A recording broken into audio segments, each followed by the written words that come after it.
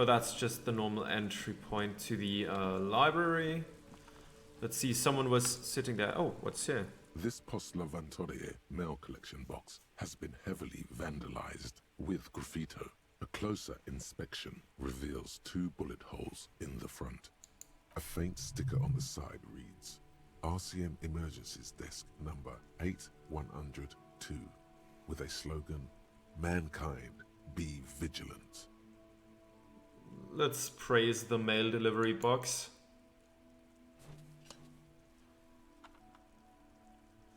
The box seems happy. That's good. Eat shit, pig, fucked by the coon, and Saint G with a crown have been scribbled on it. Jenny is a whore, and best set mailbox also. I feel you, mail collection box. Been there, post Laventuria. Mail collection box, been there. Mail collection box, you should man the fuck up. I feel the you. mail collection box seems cathartic, thankful even. So do you. You shudder, then you swallow, and then suddenly you see it. Over all the other graffitos, someone has, using the tip of a very sharp knife, cut the words, Revachol forever. Let's not kick the mailbox, we're only gonna get hurt from that. Let's leave it alone for now. Do you have anything to say? I work hard, I play hard, nobody works harder. Oh, it's that guy, right? We've talked to him before.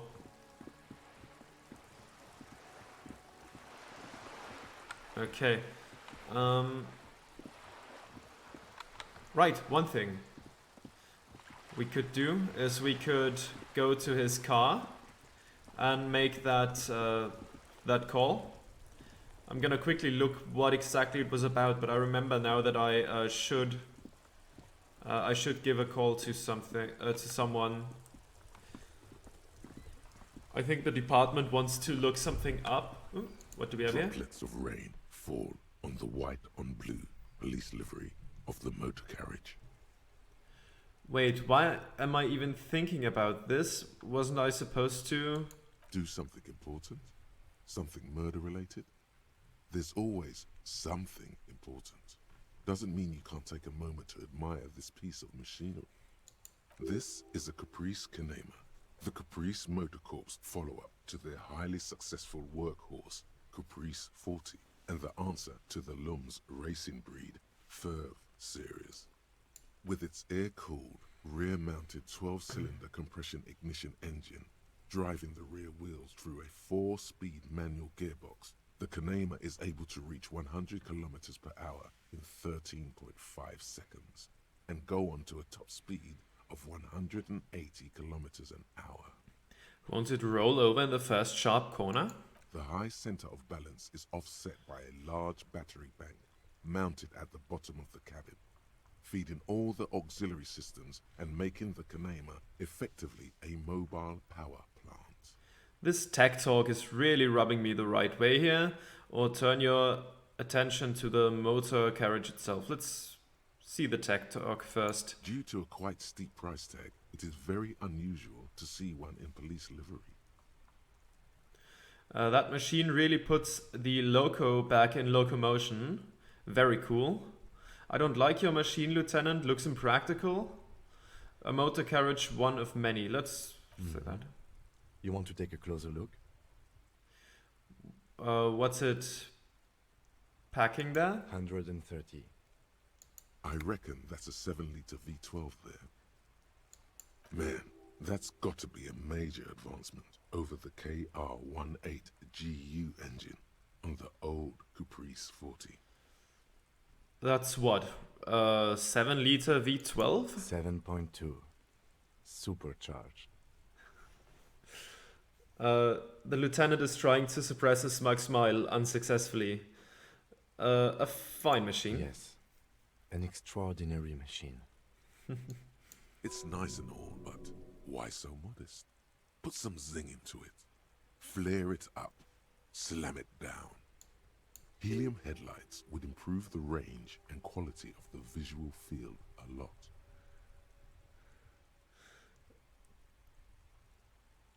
Ever thought about You need to slam it, Kim. Make it more imposing. Sorry, I'm not following you. Lingo it up.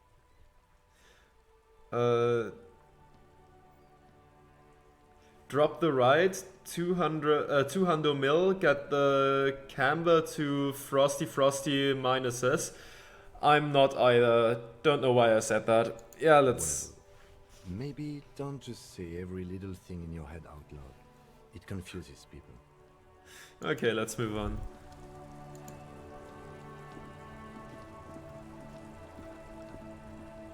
Inside, you see a set of steering levers, a radio microphone, a pull-out toolbox, and the soft glow of the fuel preheater gauge. Let's pick up the radio again. Precinct 57, how may I assist you?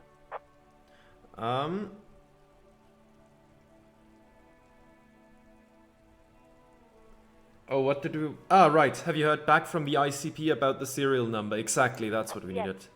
The armor was produced by Fairweather in their facilities in Bétancourt, sur la Clé in 42. It was part of a special order for Corps de Pharmacie, a security firm contracted to protect the interests of Oranese pharmaceutical companies in the Semenine conflict. So, it seems the armor went to Semenine. That's where the paper trail ends, though. Even the firm has proven difficult to track. Corps de Pharmacie has been renamed several times over in the years since the armor was issued. Do you know what it's called now? The most recently registered firm that the ICP has been able to connect to the CDP is a military contractor called Trinel, and the one before it was Downwell. I think they might be the same contractor. A suit of armor like this would have been manufactured with a particular person's physique in mind. You should ask for whom this suit was fitted. First, has the firm continued to work for pharmaceutical companies through all these name changes? A suit of armor like this would have been customized to fit the wearer. There must be a record of the person to whom it was issued. Yeah, let's just cut to the chase, right? Yes, but the ICP tends to be reluctant to share private sector records. I could try to talk them into it, though. Yes, please do try. It's imperative that we learn whose armor this was. Sure. Call back tomorrow. Hopefully I will have more information for you then. Okay. 57th, over and out. In the cabin, you see a set of steering levers, a radio on a hook, a pull-out toolbox, and the soft glow of the fuel preheater gauge. Let's close the door. We could make the other calls a bit later, you know, to our precinct and all that. Okay. Wonderful. We're at 76. Fantastic. Our shirt is what? Physical instrument, and that one is conceptualization, but minus suggestion. This one is +1 logic. Composure, minus shivers. It's fine right now, it's fine right now. Okay. We're gonna have to find a different way into that big building, but I'm sure we're gonna be able to do that at some point. Now let's go in here and see what they have to say to us. What is this? It's a bowl, there's spit in it, reeking of tobacco. Okay, can't talk directly to those guys. Let's look at that first. Photos of men in overalls toting guns and Union placards. Okay. What do you have to say then? This is where you say your bit. A broad-shouldered man points at you with a beer can. Detective. Okay. We need to talk about the man hanged out back. Oh, this is about him. A real looker, that won't. You sure took your time, huh? Waited for him to get real ripe and pretty for you. Oh, he was a real pretty boy. Hanging up there, letting out that pretty boy smell. I can't for the life of me understand why you did it. I mean, I would have just left him up there. You must really like cleaning up other people's shit. You might want to start asking your questions now. It's not going to get better than this. Do a head count first. Connect these men to the tracks you saw in the yard. Chances are they're going to match. Let's scan the room. Starting from the right. Boot size 44. Blonde man. In his 30s. Overbearingly masculine. Sitting on his right. Standard working boots. Size 45 or 46. Eldest in the room. Probably mid-50s. Smoker. Quiet. Across at the other table. Hobnailed working boots. Size 43. Gang tattoos. Mesk or Sarah Mauritian. In his late 30s, early 40s. He spent his youth in Villa Labos, a housing project in the Jamrock Quarter. There were incarcerations. Hard to say what else. The ink is fading. And then, standard working boot. Steel reinforced toes. Size 46. The big dick. Wide at the shoulders and lean at the hips. Rugby cap. Fingerless gloves. And numerous scars. A little under 40. The emblem on his vest says Rowing Club. A little patch below it reads T. Hardie, Captain. In the far corner, standard working boot. Steel reinforced toes. Size 44. 40-something. Non-alcoholic beverage in hand. You squint. Is that a plectrum? Where? On his neck. Forget it. It's not important. Let's call this one the musician. And the little guy? Size 41. With the light step. Not a child, after all. An older man with a rat face. Mean, watery eyes, and 2 front teeth missing.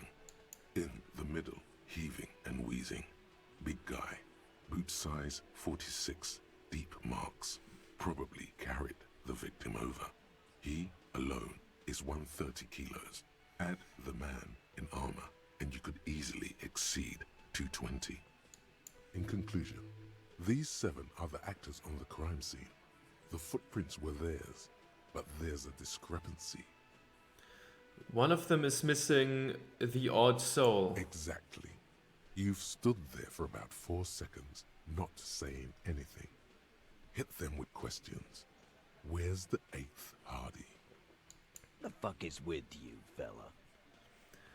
I found 8 sets of footprints, but there's only 7 of you. Where's the 8th Hardie boy?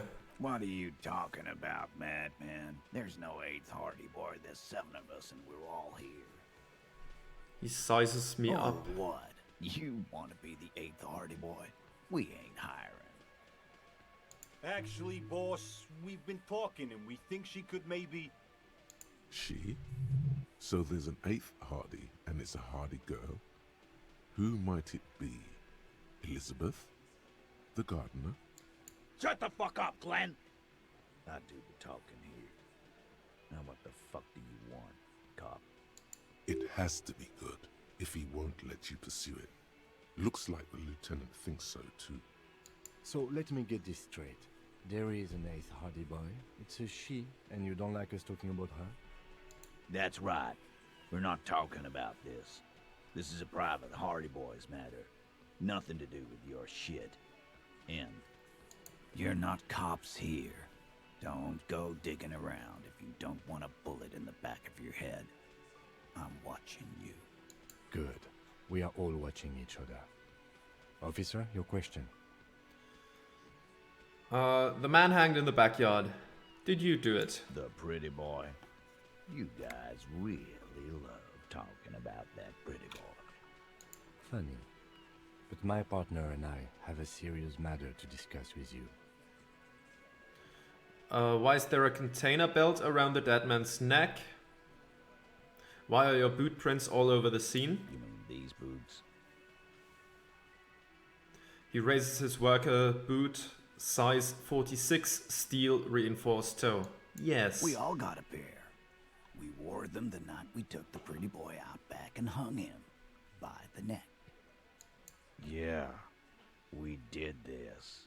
Together. All of us. Until he was dead. That's why our prints are all over the scene. There's a catch hidden somewhere. He didn't confess so that you could take them all away. It's too simple. But there's a catch. There is no catch. These 7 honest men have all equally come forth to tell you what happened, so that you don't waste any more of your time. All 7 together. They're diluting responsibility. It's an anti-arrest tactic. Who called the shot that night? You murdered him just like that, no remorse. When did this hanging incident occur? Why did you kill him? How did you kill him? Why don't I just arrest you? Who called the shots that night? Are you deaf? There will be no singling anyone out. You can't arrest a Hardie boy without arresting all Hardie boys. Do you think you could do that? Do you think you could arrest them all? A shadow of a smirk passes her lips as she tilts her head. A trick question. Don't let her lead the conversation. No, but seriously, who calls the shots around here? Who do you fucking think does? He sounds more amused than angry. You do. You give the commands. Elizabeth, Fat Angus, the bearded man, the harbor, Everett Clare.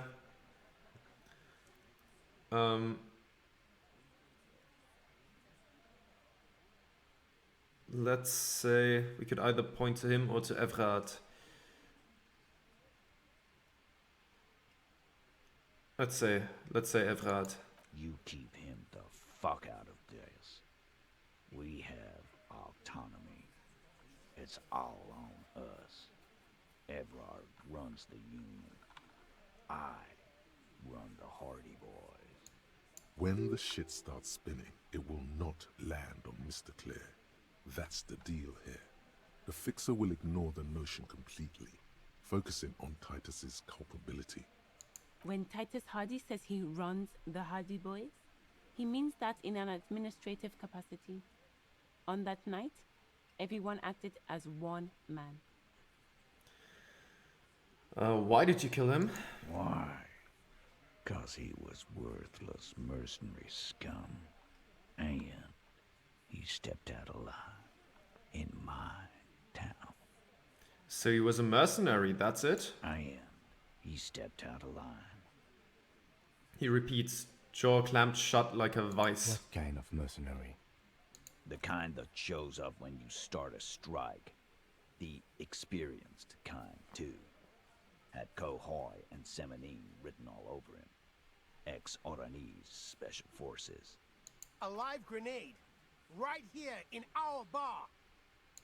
I can't prove it, but I know he was sent by the Wild Pines. They hire merc shit like that. Story of every strike from here to Samara. Hold on, how do you even know he was in Special Forces? Because one night he walked straight up to the mic and said, I'm Oranese goddamn Special Forces, and I'm gonna fuck you all. Really? Yeah, really. Had a gin and tonic up there, sang some Oranese paratrooper song, and said he's gonna fuck everyone. We couldn't believe it either, but he fucking did, right there. Like some kind of animal. Sire, the tale is true. Oh. This is a serious violation of the karaoke code. Okay, besides crimes against karaoke, what did he actually do wrong? Wrong. He harassed women, raped one, harassed workers, threatened to kill some as a warning. He wiped spittle from his mouth. From rape to harassment to threats of violence. Why the strange de-escalation? He regrets mentioning it. Hopes you didn't notice. He'll kill us all if we don't open the gates, if we don't let the scabs in, if we don't bend over. That was before he started coming here. Yeah, he said it was his favorite joint now. Started coming here every night. Drinking, grabbing girls, grabbed one of ours mid-karaoke, right there on the stage. He grabbed someone? The lieutenant is trying to make sense of this flood of information. Yeah. This girl's on the mic. A beautiful girl. Young. Gets into the second verse of Lover Lake. The fucker grabs her legs, starts screaming.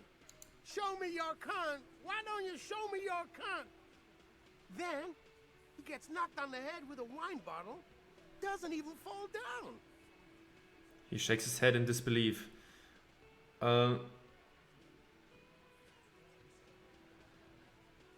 Was this the same girl? Aren't you fucking listening? My man is talking to you. He took care of it.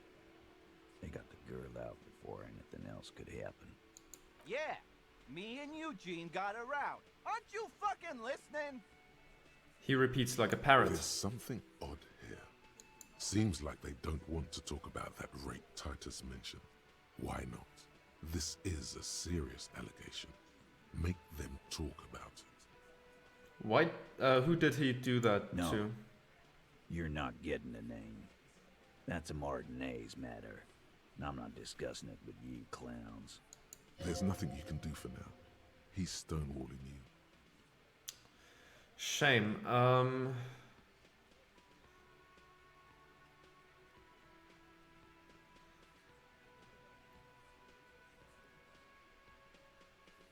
When did this hanging incident You occur? don't have to keep answering his questions. The fixer turns to remind Titus. I know, Lizzie. Relax. We killed him last Sunday night. Seemed like a good way to end the week. How long had you known the victim? Known him? We don't associate with scum like that, asshole. Yeah! Who do you think we are? Quiet. He came around about 3 weeks ago when that Pines cow first sailed into town. Happy? By the Pines cow, you mean Joyce Messier? The representative for White Pines? The same company you are striking against? No. I mean the Pines cow. The stupid-ass cow they sent in to fuck us over. But you know what? He rubs his chin, pretending to mull it over. Why don't you ask her about the pretty boy? I'm sure she has interesting things to say when you ask her hard enough. That's enough insinuation for today, Titus. Officer, your interview is drawing to an end. Don't waste your last questions.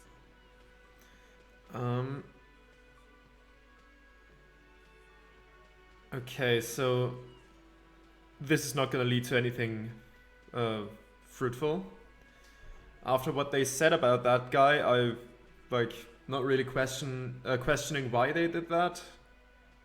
I mean, if their stories are true, but drama told me that the stories are true. So how did you kill him? I don't know, whatever. We hanged him up by his neck until he got real still. Wasn't that obvious, copper? Didn't they teach you anything at the cop school, idiot? The autopsy showed there were no ligature marks. His hands were not tied. Can you explain that? The lieutenant goes in for the leg sweep. Titus does not see it coming. Look, I'm not gonna play 20 questions with you, capo. I'll say it again. We killed him. Yeah, I knocked him out. Came up behind him and clubbed him in the back of the head. He went down like a sack of sand. That's right, lawman. And then we hanged the fuck. Make them a bit more uncomfortable first. Then see if it all adds up. Okay, Mr. Tats, what did you use to knock the victim out? My fucking elbow, copper. Samaran boxing style. Samaran boxing, or Sambo, is an eloquently violent set of one-on-one fighting moves, originating from the Samaran Isola. Sambo style implies stealth, cleverness, and cool. He may be lying, but he's good at it. No twitching, no rushing, no uncalled for details. Where did all this action take place? Right fucking here. Eugene already told you that the fuck had started coming to our bar. Yeah, man. Weren't you listening? Okay, let's give it a shot. 83% is pretty good, right? Titus is solid as a rock, and so are a few others. But who's cracking under the pressure? Tell me who's solid first. Elaine, who looks like he might be Titus's right-hand man, the least antsy of the bunch. Definitely not his first time being questioned by the police. This little rat-faced fellow is solid too. Always fidgety, yes, but no change there. Him neither. Mostly keeps to his tomato juice, or whatever he's got there. Well, then who is cracking under the pressure?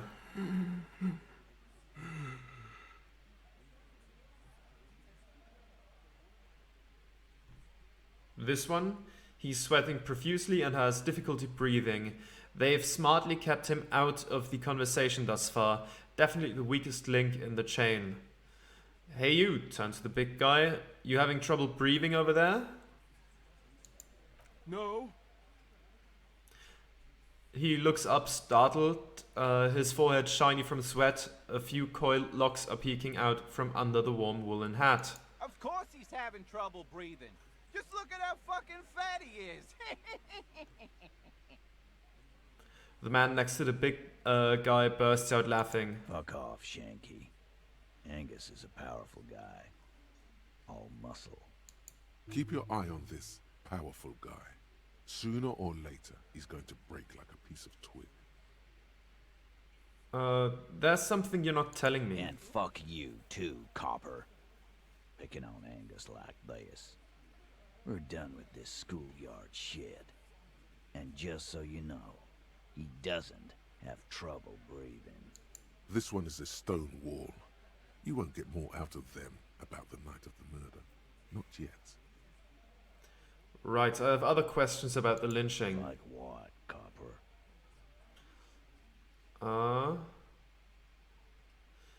So what are we going to do now? Like, I don't know, the whole no remorse thing, like after the accusations we've heard about that guy, I don't really feel like clicking that, and why don't I just arrest you as gonna earn us a punch to the face or something? You know what? Should we? We have some healing.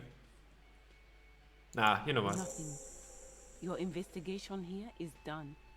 Leave Martinez, go back to your stations where you belong. I think we're going to stick around, thanks. Some things don't add up here, Titus. The lieutenant closes his notebook. I've done this job for long enough to know that people don't just confess to first-degree murder, even if it is a group responsibility. We're going to look into this. Good luck with that. You've heard everything a rent-a-cop is gonna hear from us. Real law officials. You're lucky you didn't get a beating.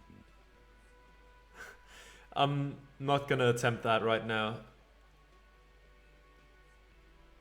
Yeah, no, I'm not gonna risk a 3% roll. We don't have basically any authority. Okay. Let's see. Now we have enough to level up. Yeah, we can't even strengthen our authority at all. Esprit de corps is a connection to Station 41. Understand cop culture. Endurance, pain threshold. You know, those things are probably very useful. But I'm more into like perception stuff, to be honest. Composure is probably good for some things. Savoir-faire, reaction speed, perception. I think I'm gonna go with this one. Yeah, sure. Why not?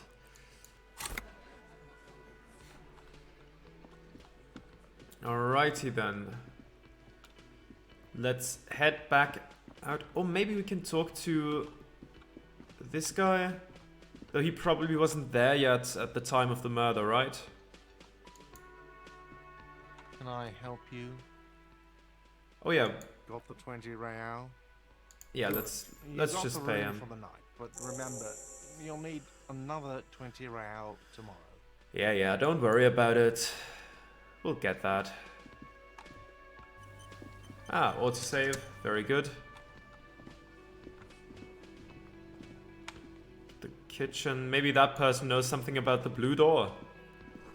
The tomatoes are so thinly sliced you can see through them. A thin man is smoking below an exhaust hood, occasionally sipping from his mug. This must be the Whirling's cook. As you step in, he nods toward the table and says something in a completely foreign language. The only words you can make out are Goranci and Kubek. Goranci. Okay, I didn't know how to pronounce the A with the hook underneath it. Okay, it's definitely not his name. Whatever you do, please don't call him Goranci Kubek. Please. It's not funny. Alright. Got time for a few questions? The man puts his cup down and replies something, his left hand drawing arcs in the air. You've got some impressive pots there, and point at the blue door. He looks up at you, then looks away quickly, shrugging and muttering something to himself. Shrugging is an international sign for, no, I don't know what's behind that door. You've got some impressive pots there. He smiles and bangs his ladle against each of his pots in turn. It's almost like music, especially with the sounds of assorted dishes boiling and simmering on the stove. Okay, I don't think I need anything else. Stay masculine. Or don't if you don't feel like it, of course. Okay, nothing else clickable in here right now, it seems. Let's head out then. Do you have anything to say?